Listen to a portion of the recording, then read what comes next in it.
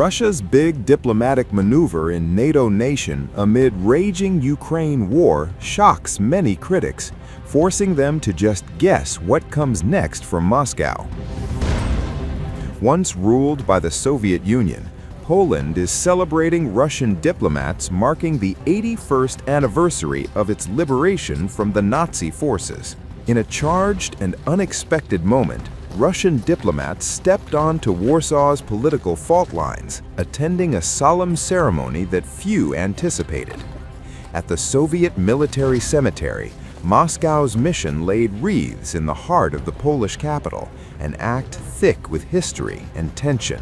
Led by Andrzej Ordash, Russia's chargé d'affaires in Poland, the ceremony upheld the tradition of commemorating Warsaw's liberation by Soviet forces in 1945.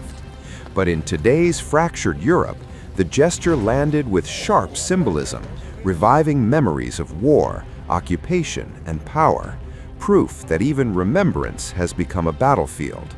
Ordash said, "We have come, even if there had been preparations for a provocation." He also raked up the detention of Russian citizen Alexander Butyagin in Poland. Well, you know, even if we were preparing for a provocation, we would still come here. We laid flowers on this day at the memorial cemetery in Warsaw, and we will always continue to do so. It's a very special day, both for us and for Poland.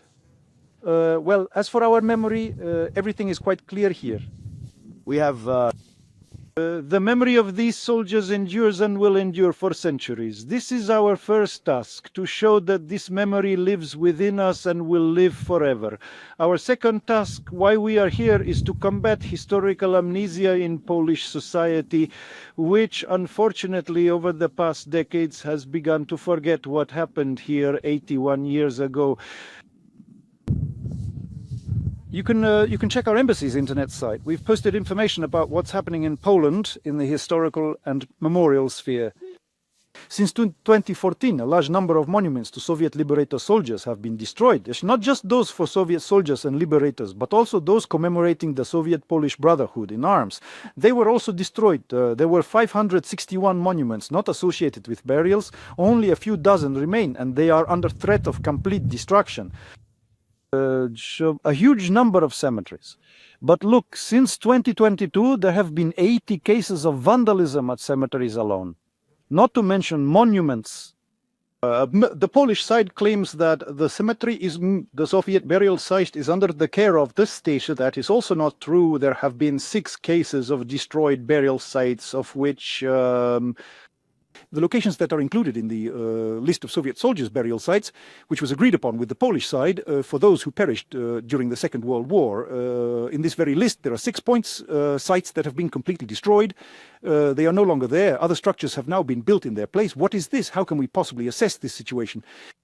The theory is absurd, which claims the Soviet Union allegedly bears equal responsibility with Hitler's Germany for unleashing the Second World War. This is complete and utter absurdity, pure and simple nonsense, deliberately aimed at eradicating from the historical memory of ordinary Polish citizens the undeniable truth of what truly transpired, that modern-day Poland owes its very survival and its continued existence to the immense sacrifice of 600,000 Soviet soldiers, young men and women, who tragically perished on the territory of this very country. This is the result of a well-thought-out strategy chosen by Butyagin's lawyer, in our opinion. We managed to have the court session rescheduled on a purely formal basis, the reason being that the presiding judge was openly displaying a prejudiced stance. He wanted to conclude these court proceedings, these initial court hearings, as quickly as possible and effectively wash his hands of it, passing it to the jurisdiction of either a higher court or the Polish Ministry of Justice. So, but we, for our part, will do everything in our power to ensure that the Russian citizen is released. Russia and Poland have been at loggerheads ever since Moscow invaded Ukraine on February 24, 2022. After Russia's offensive, ties deteriorated. Poland even removed Soviet-era monuments, saying it symbolizes post-war domination. The tensions boiled red-hot after Poland arrested a Russian national last month. Polish authorities arrested Russian archaeologist Alexander Butyagin at the request of Ukraine. Kyiv accused him of conducting unauthorized excavations and plundering historical artifacts in Crimea. Warsaw's action triggered a fiery response from Moscow. Russia had summoned Poland's ambassador to protest over the detention of Butyagin and demanded his immediate release instead of extradited to Ukraine. The Russian Foreign Ministry said in a statement that it had called in Polish ambassador Krzysztof Krajewski on January 12th and told him that the Ukrainian charges were absurd.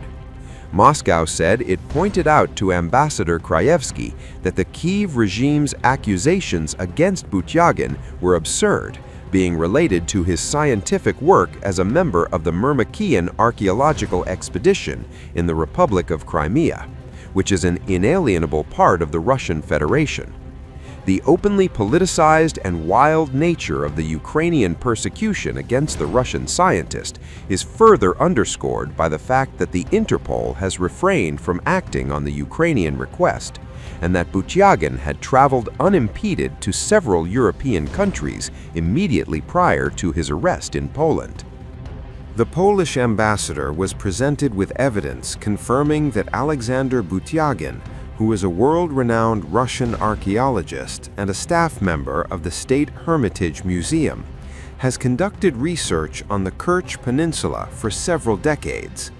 Throughout this period, Mr. Butyagin's work was duly authorized by the relevant authorities, including those of Ukraine prior to 2014. All the artifacts he found were handed over to the East Crimean Museum Reserve, thereby enriching the cultural heritage of the peoples of Crimea.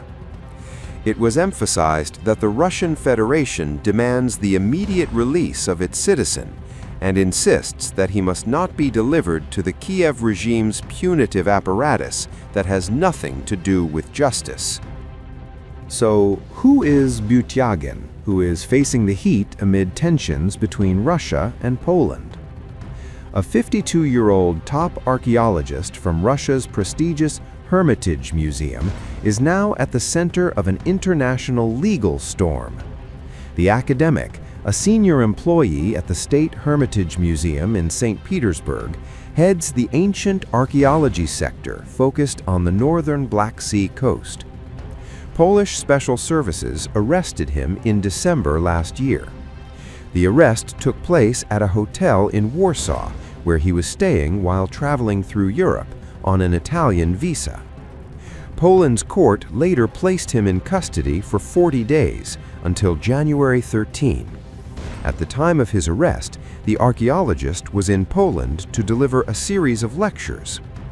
Ukraine has accused him of carrying out unauthorized archaeological excavations in occupied Crimea.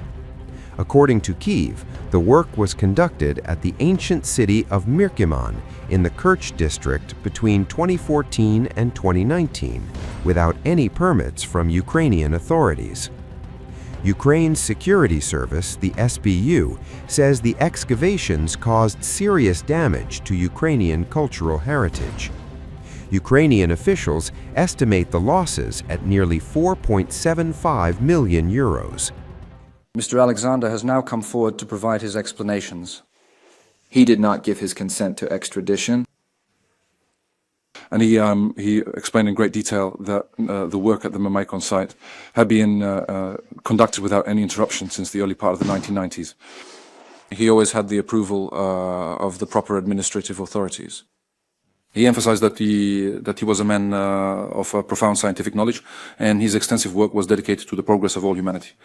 And up until 2014, there were no problems whatsoever related to these works. However, after the geopolitical events that took place then, he was, by force of circumstances, unable to obtain the consent of the Ukrainian authorities for further archaeological work, and consequently these consents were issued by the relevant bodies of the Russian Federation. Mr. Alexander, he expressed his conviction that his extradition would pose a significant threat to his fundamental freedoms, including his right to maintain contact with his family, to a fair and impartial judicial process, and to his health and very life, given his status as a Russian citizen. The court has accepted the prosecutor's request and prolonged the application of the arrest warrant until the 4th of March, which amounts to a total period of 3 months. Meanwhile, the Thursday session remains current, and we will continue fighting. How can I defend it? Of course, I disagree with the court's ruling. We will be filing a complaint against this decision within the stipulated period of 7 days. The basis for extending the detention is the court's perceived risk of flight and the substantiation of the alleged offense in Ukraine against Mr. Alexander. As for the risk of flight, Mr. Alexander has a temporary place of residence in Poland, which has been arranged for him to ensure a designated address for service. We also believe that he is not a person who could in any way obstruct the proceedings, which we will also present in the appropriate appeal. Decision. So naturally, the defense moved for the non-extension of the temporary arrest. As for the case itself, a formal position will be taken at the hearing concerning the legal admissibility of surrendering Mr. Alexander. Taking into consideration, of course, the difficult circumstances Mr. Butyagin found himself in, he is in a relatively good condition. His mood, considering the circumstances, is positive, and there are no complaints or anything. There has been no negative information coming from his side for now. Regarding the extradition itself, we will only raise these arguments at the hearing, so I wouldn't want to get ahead of myself, and I'll state my procedural position at the hearing. However, I think the direction is quite obvious, given that I serve as a defense attorney. I'll present the details then. I wouldn't want the court to learn these arguments from you.